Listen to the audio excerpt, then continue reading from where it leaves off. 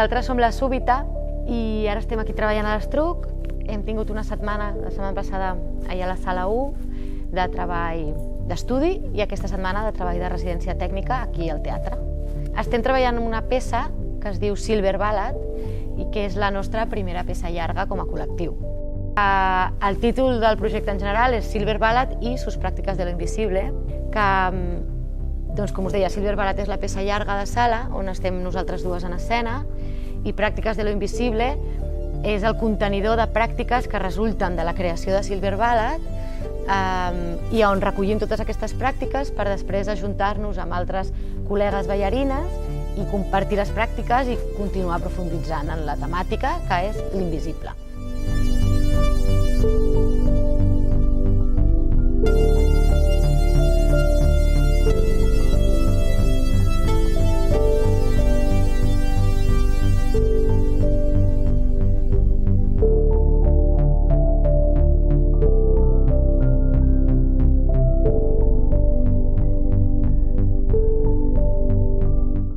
Llavors, el punt de partida, com amb el dispositiu de creació d'aquesta peça, és que estem treballant amb 5 dones coreògrafes diferents. Hem treballat ja amb la Cecília Colacray, que ha sigut la primera, per nosaltres és un referent molt clau, perquè les dues la vam tenir a l'Àrea, una escola de dansa que vam estar juntes. La següent creadora amb la que ja també hem treballat és la Núria Guiu, i ara ens queden per treballar la Laura Morales, una coreògrafa de Sevilla, l'Esfil d'Arena, que és un col·lectiu de 3 noies de València, i la Anne Le Batard, que és una coreògrafa i ballarina francesa.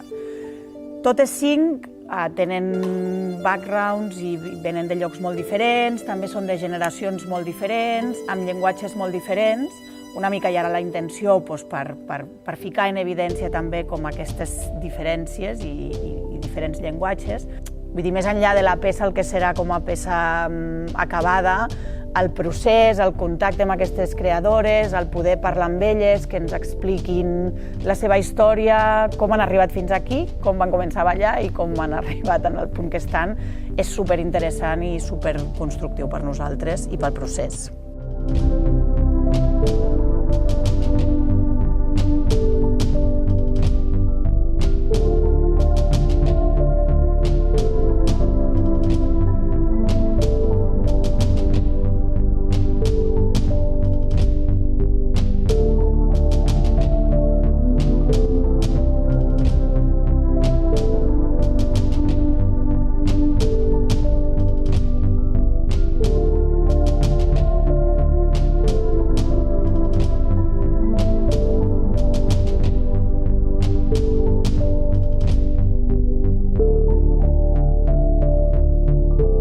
El disparador primer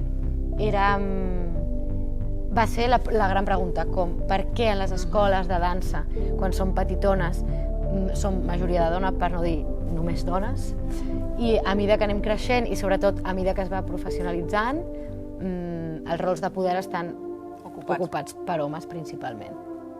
I aquesta era com la gran pregunta. Volem sentir les veus de totes aquestes dones que a nosaltres ens han influït i que estan deixant i fent camí i construint en el sector de la dansa.